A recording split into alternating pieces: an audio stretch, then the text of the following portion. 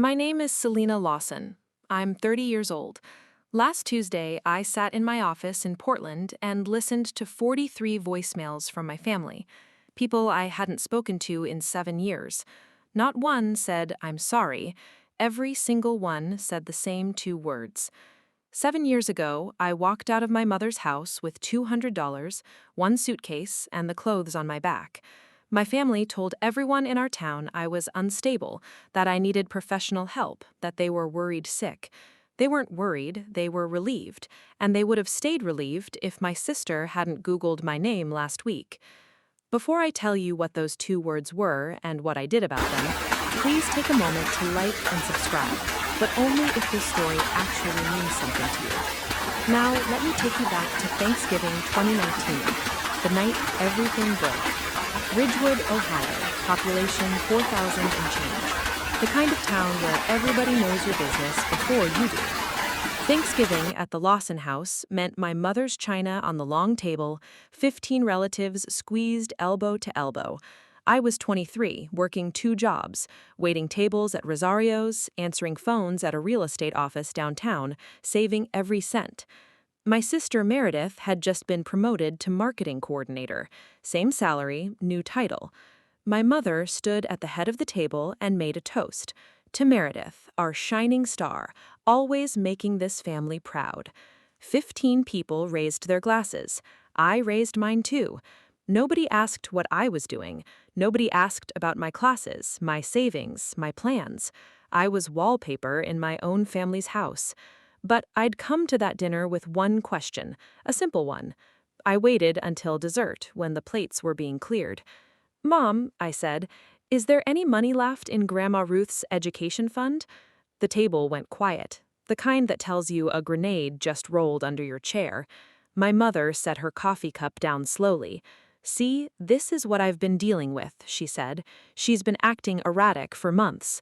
I sat there with pumpkin pie going cold on my plate and 15 pairs of eyes landing on me. I excused myself, went to the kitchen, started washing dishes. That's what I did at every family gathering. I cleaned up while everybody else celebrated. But I could still hear voices through the doorway. My mother's voice dropped low, talking to my Aunt Patricia. Ruth's fund went to Meredith's sorority dues and her car. Selena doesn't need it. She's not going anywhere anyway. I turned the water off. Grandma Ruth had set up education accounts for both of us, $12,000 each. She told me this herself 2 years before she passed, sat me down at her kitchen table, held my hands and said, "This is for your future, sweetheart. Nobody can touch it but you." Somebody touched it. I walked back into the dining room. "That money was mine. Grandma left it for me. You had no right." Diane Lawson didn't flinch. "You're being dramatic, Selena. You always do this. You always make everything about money. You sound just like your grandmother, always stirring things up."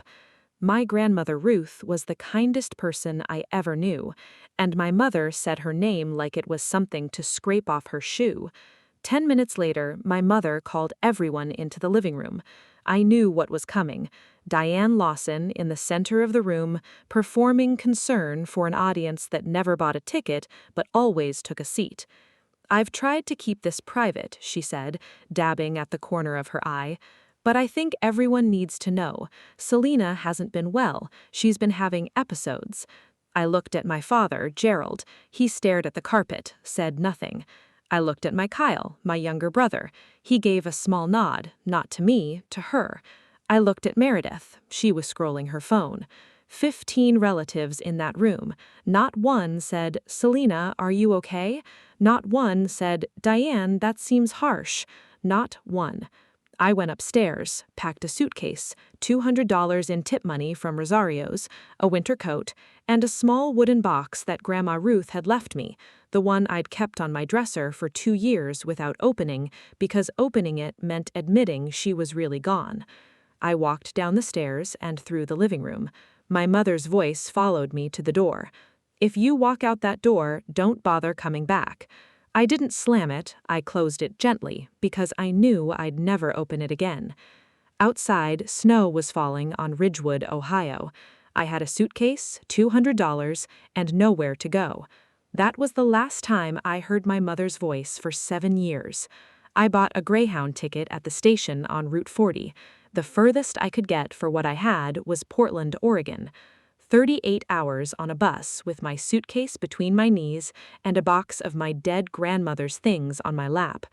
I didn't sleep, I just watched America scroll past the window. Cornfields, flatlands, mountains, rain. I tried to remember the last time someone in my family had asked me a question that wasn't a complaint dressed up in a question mark. I couldn't. Portland, December. I spent my first night at a women's shelter off Burnside.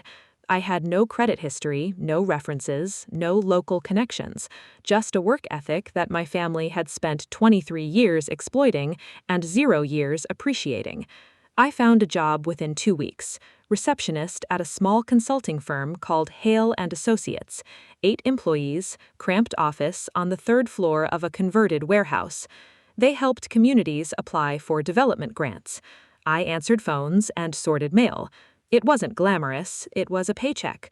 3 weeks into my new life, I checked Facebook for the first and last time. My mother had posted in the family group, "Please keep Selena in your prayers. She's going through a difficult time, and we just hope she's safe wherever she is. We love her, and our door is always open." 112 reactions, 26 comments. My brother Kyle's comment sat right at the top. "She always was the dramatic one." 47 likes. I deleted Facebook that night, and I didn't look back. At Hale and Associates, Margaret Hale noticed me immediately. I'd reorganized the entire client filing system in my first week without being asked. Margaret didn't laugh or pity me. She pulled a chair and said, "Tell me what else you see that's broken." While I was filing grants in Portland, my mother was rewriting my story in Ridgewood. Within a month, Diane had told the women's ministry I was in a residential facility. She made me a cautionary tale, a tragedy to collect sympathy. For 7 years, I was a ghost, and they wrote the obituary. Year 1 in Portland was survival. Year 2 was the first time I made a plan that belonged to me. I moved from reception to project coordination in 6 months. Margaret promoted me to junior consultant. Then she gave me access to her network, her mentorship, her belief that I was worth developing. I enrolled in Portland State's online business program, classes at night, work during the day. No loans, just discipline and rice and beans and falling asleep with textbooks on my chest. I finished my degree at year 3 with no ceremony, just a printed diploma I framed myself. Hale and Associates had grown to 120 employees across 2 offices. By my own standards, the girl who slept in a shelter, I was breathing air I never thought I'd reach. A regional magazine featured me in a profile on rising women leaders. For 7 years, they let me go completely. Not a single call, not a letter, until a random Tuesday in March 2026. My sister Meredith typed my name into a search engine for the first time. She wasn't looking for me, she was looking for money. Patricia told me everything. Meredith was 32, freshly divorced and drowning. She needed a co-signer for a loan. She thought of me the way you think of a tool you tossed in a junk drawer years ago, not with affection, with sudden practical interest. She typed Selena Lawson. First result, LinkedIn, COO, Hale and Associates, Portland, Oregon. Second result, a business magazine profile, Rising Leaders in Pacific Northwest Community Development. Meredith stared at the screen for a full minute without blinking. Then she called her mother. "Mom, you need to see this. Selena, she's a COO of a real company. She's been in Forbes." The sound on the other end of the line, Patricia told me, was not joy, not relief, not pride. It was a sharp inhale, the kind a person makes when the story they've been telling for 7 years catches fire in their hands. The call started that evening. I was in a conference room wrapping up a meeting. My phone buzzed in my pocket, then again, then it didn't stop. By the time the meeting ended, I had 43 missed calls. All from Ohio area codes, all from the same 24-hour window. I went to my office, closed the door, listened to them one by one. Voicemail 1. Meredith. Breezy. Practiced. Selena, it's Meredith. I know it's been a while. I need to talk to you about something important. Voicemail 15. Diane. Controlled. Selena, family is family. We need to talk. Voicemail 38. Meredith again. Desperate. Selena, I need help. Please just call me. Help me. 2 words, over and over. Different voices, different tones, but always the same 2 words. Not I'm sorry, not I was wrong. Help me. 43 voicemails, 0 apologies. Everyone wanted the same thing. I called Jess. She picked up on the second ring. My family found me. Oh, a pause. Which part hurts? The part where I'm not surprised. I set my phone to do not disturb. I didn't call back. Jess said, "What are you going to do?" "Nothing different. I've got the Ridgewood fundraiser in 2 weeks. You're still going?" "It's my job, Jess. I don't rearrange my career because my family can't rearrange their behavior." 3 days after the voicemails, an email arrived at my work inbox. Subject: Your mother, Selena. After everything this family has done for you, you can't even return a phone call. I've spent 7 years defending you to people who asked where you were, and this is how you repay me. I always told people you were selfish. I guess I was right. Then Kyle posted on Facebook. Funny how some people get a fancy title and forget where they came from. Family supported you your whole life, and now you're too good to answer your phone. 41 likes, 12 comments, all agreeing. Patricia texted me 2 weeks before the fundraiser. They know you're the fundraiser speaker. They're planning to be there. So now I knew they weren't just calling, they were coming. March 15th, I flew into Columbus and drove through flat gray farmland. Ridgewood looked smaller. The hardware store, the diner, First Presbyterian. At the community center, the event was full. White tablecloths, 200 people. At the center table, my family. Diane, Gerald, Meredith, Kyle. They had no idea who was about to speak. I wore charcoal gray. Professional. Ready. Pastor Briggs introduced me. Our keynote speaker grew up in a small town like this one. She's now COO of Hale and Associates. Please welcome Selena Lawson. Applause. I stepped out from behind the curtain and walked to the podium. The spotlight hit me, and for 1 second, just one, I was 23 again, standing in that living room when my mother told 15 people I was broken. Then I looked out at the audience, 200 faces, and at the center table, 4 faces I knew better than any others on earth. Diane's smile evaporated. Her mouth opened slightly, closed, opened again. She gripped the edge of the table with both hands. Her knuckles went white. Gerald set his water glass down so hard it sloshed onto the linen. Meredith's hand went to her chest. Kyle stopped chewing mid-bite. His fork hung in the air. The audience stood. 200 people rose from their chairs and gave me a standing ovation. And my mother sat frozen, the only person in the room still in her seat. I let the applause settle. Thank you, Pastor Briggs. It's been a while. I delivered my keynote, 20 minutes on community development, funding, strategy. And then, near the end, I shifted.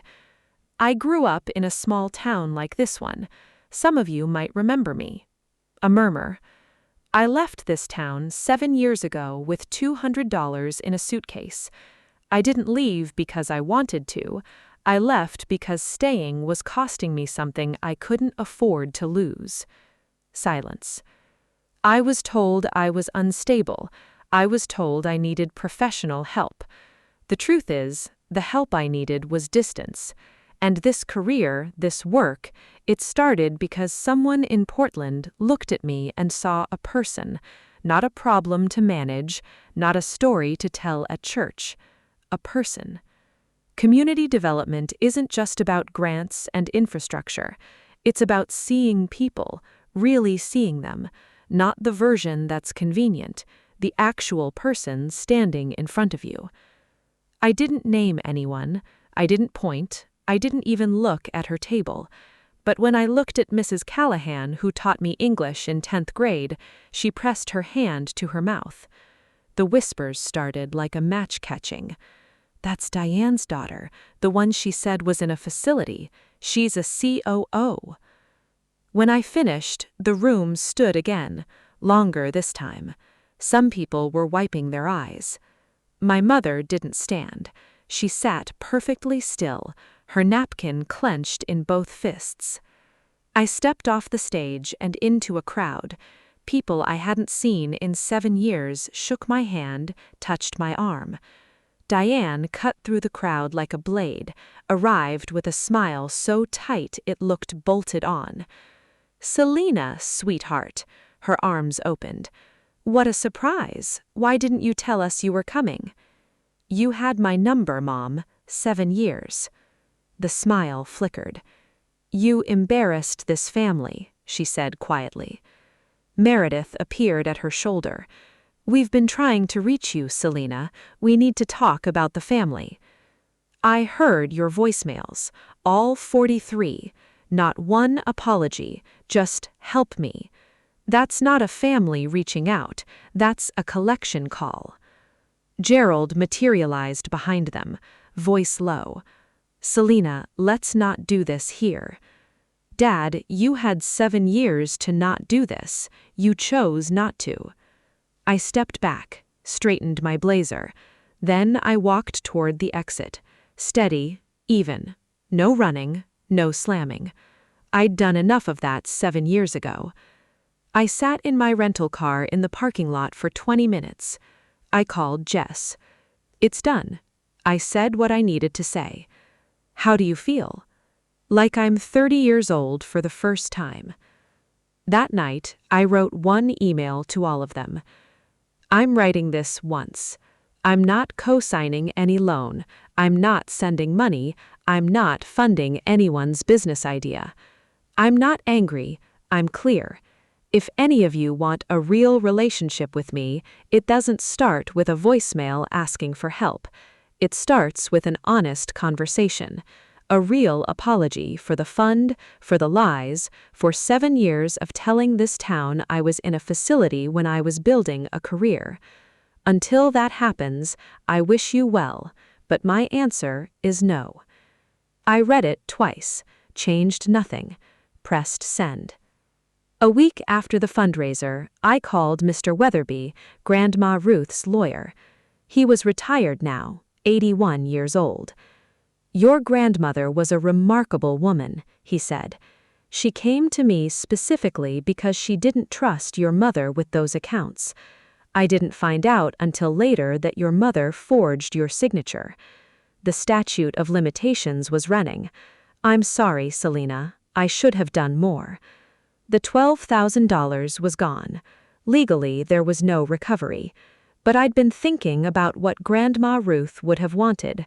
Not revenge, not restitution. Legacy. I contacted Portland State University's financial aid office. I set up a small annual scholarship funded from my own salary for students who were estranged from their families. I named it the Ruth Lawson Community Scholarship. Let them Google that. Within a week, the narrative my mother had spent 7 years building collapsed like wet paper. In Ridgewood, reputation is currency, and Diane had just filed for bankruptcy. The story changed. She said her daughter was unstable. Now everyone knew she was a COO. She had to step back from the fundraiser committee. Gerald moved into the guest bedroom. A door closed between him and the woman who enabled. Meredith lost the house. Without a cosigner, the loan fell through. She moved back into my old room. Kyle's girlfriend, Tara, saw his Facebook post calling me ungrateful. "You publicly shamed your own sister," she said, while packing an overnight bag. "That's not who I want to be with." Kyle learned that actions on a scream have weight in the real world. Gerald's letter arrived at my office 6 weeks later. White envelope, his handwriting. "Selena, I'm sorry, not for your mother, for me, for sitting in that chair and saying nothing. You deserved a father who chose you. I didn't." It was the first apology I received from a Lawson.